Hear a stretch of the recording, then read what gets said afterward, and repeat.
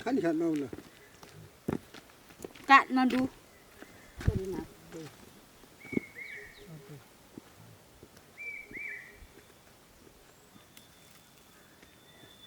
हिँड्नसक्यो नि त्यो दिदीलाई भने चाहिँ नि कहिले उसले घुमेर अरूसँग मान्नु मिला कि भिडियोमा अप्ठ्यारो निकाल्नु भने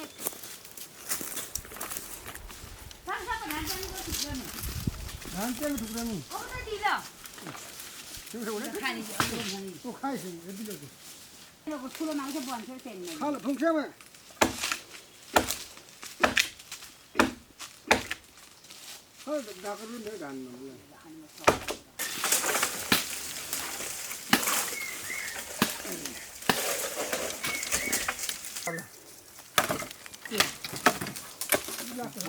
गर्छ हना खालि ऊ फेरि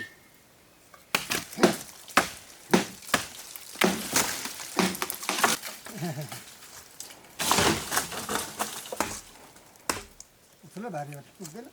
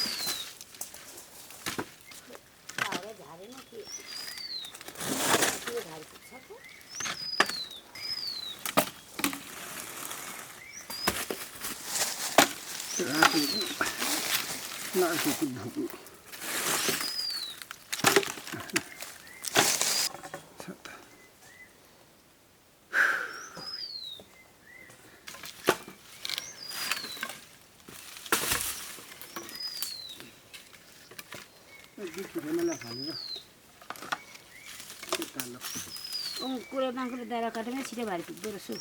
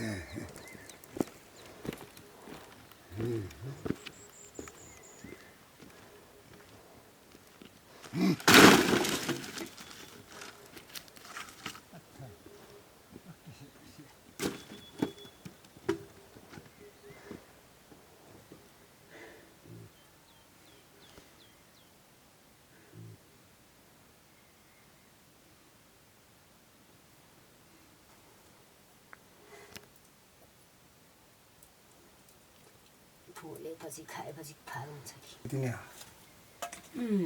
त्यति नै हो तेल त्यतिलाई नै हुन्छ नि जति जन्मा पनि तेल त पहिला खान्थ्यो नि त्यति मै अझै त लाउनु छोडेको पारी पनि हेर्ने म कहाँले त्यति लाउँछ र दिदी भन्छ भोमेले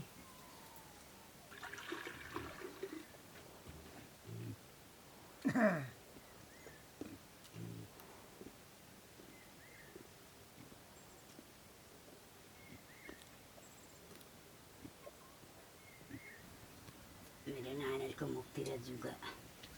एकतिर धारी हुँदै गोठा नगरेको पहिला अनिल मरेको छैन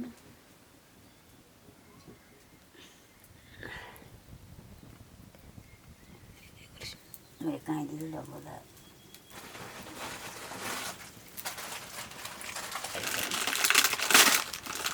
यो पनि बोलाउला बानी भएको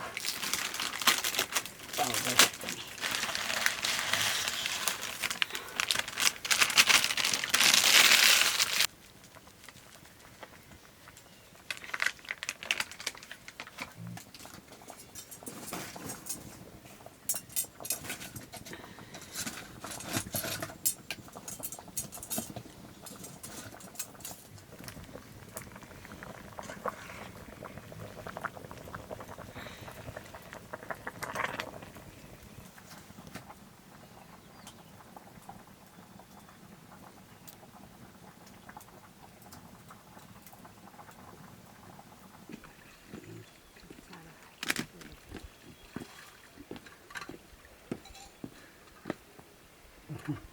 सुरसर पनि त नगरेको छ कि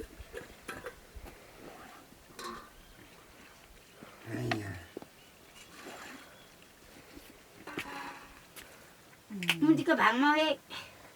लसुन थाप्टुम कोही लसुन धान ल अनि यहाँ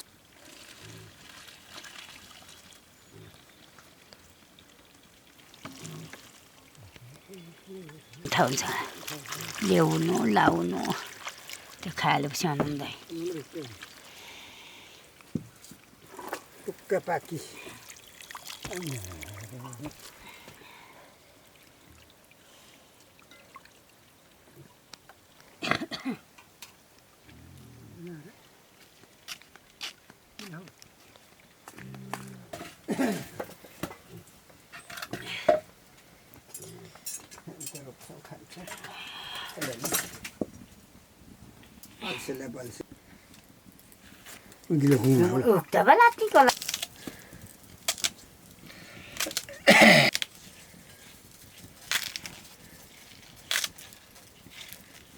भएको नै सजाइदिएको हुन्छ कसले कुटेको अब दोष ननि हुन्छ अझै अझै खा त्यति पचास होइन मेरो बानी जो पनि थर्काउने हो म नानी सानी भन्दिनँ त म पहिलो बानी यस्तै हो खानाको खाने खरेको छ होला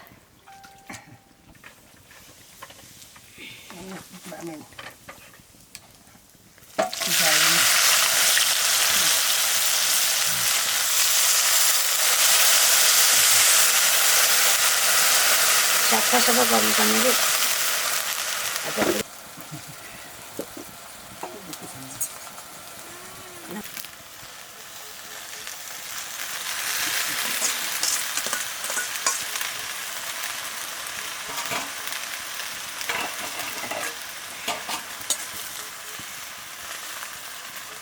तल बस्न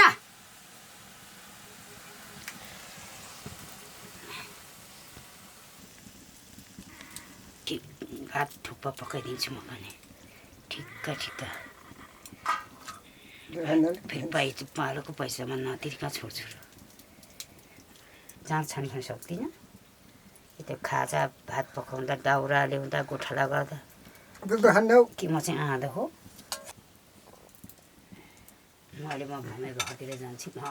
जाँडमा देखाउँछु रातभरि अनि हल्ला गर्छु गएर रातभरि त म चाहिँ फलाना आएर मार्छु यहाँ छिर्नै दिँदैन भने हल्ला गर्छु कि गएर त थाहा छैन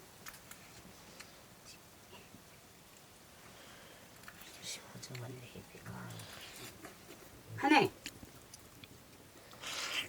मालिकले भात पकाएर खा अगाडि कुद्ने भात दिनु पनि पकाउँदिनँ पकाउँदै खान्छ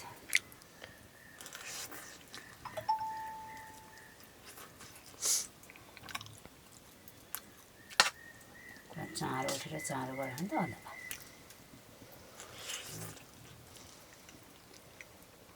उठ्ने बित्तिकै घाँसमा हिँडिहाल्छ म खाने भए बनाएर खानु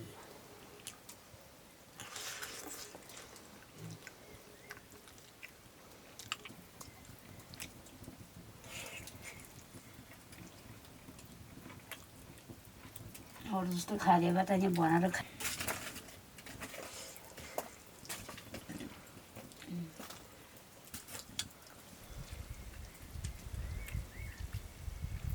खरिबलाई चाहिँ धुमा नि पातमा दिनभरि पातमा ल्याउँ